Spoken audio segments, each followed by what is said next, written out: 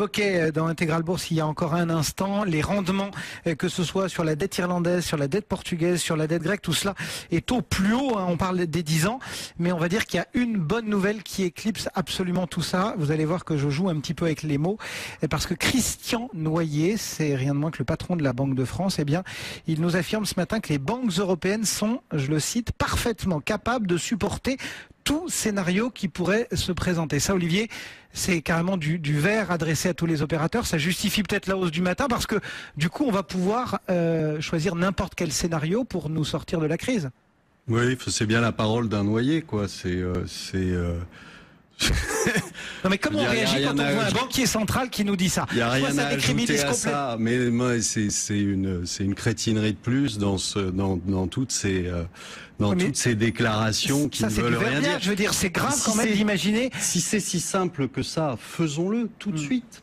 Faisons un write-off de la dette grecque, puisque les banques ne seront donc il n'y a pas de risque systémique à en croire, Christian Noyer, c'est ça ce matin. Donc à ce moment-là, pourquoi ne trouve-t-il pas une solution depuis 2 ans? Donc non, il faut être sérieux. Je veux dire, on est en pleine crise systémique. Ça c'est très clair. Ils ne savent pas comment s'en tirer.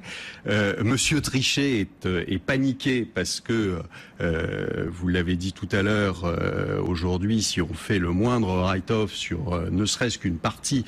Oui, Mathieu, je le disais dans le cœur du journal, on a bien vu. Vous vous retrouvez avec des fonds propres négatifs de la BCE, donc il a raison d'être paniqué. Et aujourd'hui, il faut arrêter de tourner autour du pot. La Grèce est en défaut de paiement, elle est en faillite complète.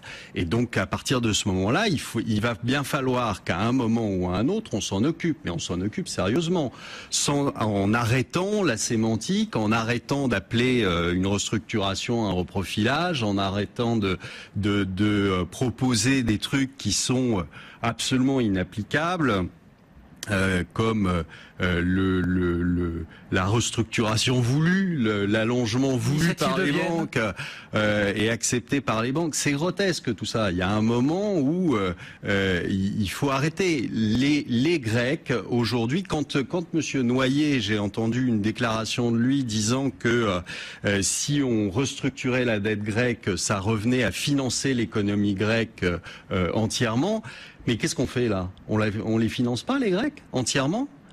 Bien sûr que si. Donc il y a un moment où vous ne pouvez plus. On a discuté d'une solution qui était de rajouter 110 milliards aux 100 qu'on leur a déjà prêté. Mais enfin, où on va? C'est-à-dire que comme le soulignait Nicolas Dose tout à l'heure et François Langlais, toutes les vérités qui ont été assénées depuis le début, peut-être à part vous, toutes les vérités qu'ont assénées nos responsables se sont avérées fausses. Et la dernière, c'était la Grèce ne quittera pas la zone euro, donc la Grèce quittera la zone euro? Je pense que c'est ce qu'il faut faire. Moi, j'en suis convaincu depuis le début, c'est ce que je vous ai dit depuis le départ. Il faut faire sortir la Grèce de la zone euro. Oui. Si jamais aujourd'hui on fait sortir la Grèce de la zone euro, on impose une paume considérable, on l'a bien vu, tant à la BCE, quoi qu'en dise Noyer, mais aussi à beaucoup de banques. Ça veut dire que nos économies vont fondre à vitesse grand V. Aujourd'hui, on fait comment pour sauver nos salaires? Enfin, je veux dire, nos économies. Mais de toute façon, vous allez en prendre mais on peut pas imaginer de toute façon que le problème, qui est un problème mondial, les États-Unis sont surendettés, l'Europe est surendettée, le Japon est surendetté, c'est un problème mondial et c'est la première fois qu'on a ça. Donc on est en plein risque systémique. Il y a aussi l'épargne, Olivier. Oui, il y a de l'épargne, c'est ça. Et on a un endettement qui est gigantesque, qui n'a jamais été comme ça, des ménages et des pays. D'accord, on n'a jamais eu ça. Bon, aujourd'hui, on a un vrai problème.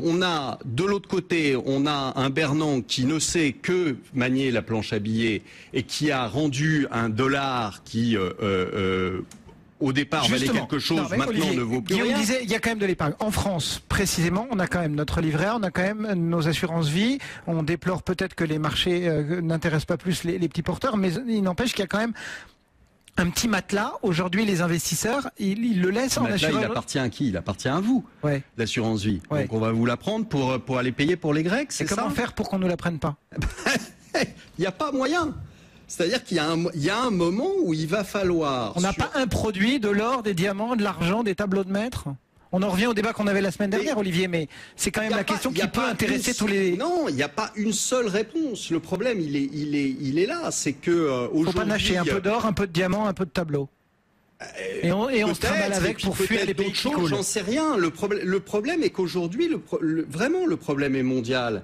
Et donc, qu'est-ce que vous faites? Vous allez vous acheter, je sais pas moi, vous vous dites, oh, bah tiens, les Suisses, ils sont moins mal que nous. On va aller acheter du franc suisse. Mais est-ce que vous croyez que si on remet le système monétaire mondial à plat, ça va donner quoi sur les Suisses? Les Suisses, ils ont pas de dette grecque, italienne, espagnole et j'en passe et des meilleurs. Si, ils en ont. Donc il y a un moment où il faut arrêter aussi d'acheter du franc suisse. Donc vous n'avez pas aujourd'hui, moi j'ai pas de solution clé en main. Ce que je déplore, c'est que personne aujourd'hui ne pose ce débat-là sur la table et qu'on est là en train d'inventer des mots pour remplacer des réalités et qu'on ne cherche pas à essayer d'imaginer une vraie sortie. Une vraie sortie, c'est pas simplement faire sortir la Grèce de l'euro.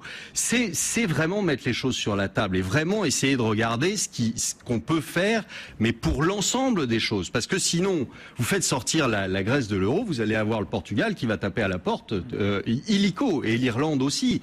Donc il faut régler le problème, mais il faut le régler globalement, pas par un coup et sûrement pas par des mots. Pour lancer la croissance.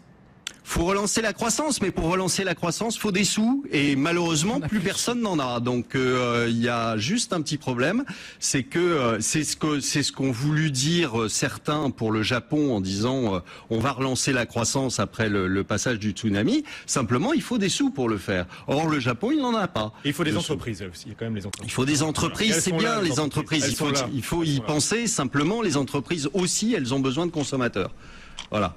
Et il y en a pas. Tout se tient en somme. Merci beaucoup Olivier de la Marche.